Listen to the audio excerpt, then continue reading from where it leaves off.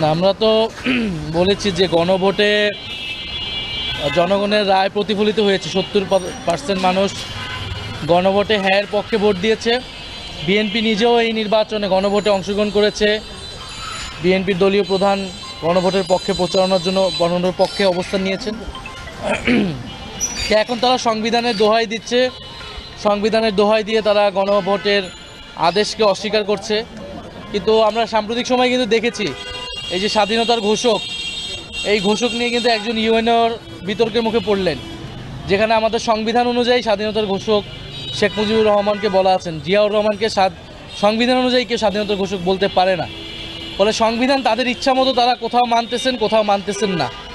এই দ্বিচারিতা জনগণের সামনে অলরেডি উন্মোচিত হয়েছে। ফলে আমরা আমাদের আহ্বান থাকবে যে অতি দ্রুত তার সাথে গণভোটের গণরায়কে মেনে নিয়ে সংবিধান সংস্কার পরিষদ তৈরি করা, সেখানে সকল সংস্কারগুলো বাস্তবায়ন করা। অন্য এর যদি কোনো ব্যত্যয় ঘটে এবং তারা যদি এই ধরনের সাংবিধানিক দোহাই দেয়, এটা জনগণের কাছে বিশ্বাসযোগ্য হবে না। এইটা রাজনৈতিক যে আস্থার সংকট তৈরি করবে এবং তখন এই জিনিস আসলে রাজপথে গড়াবে।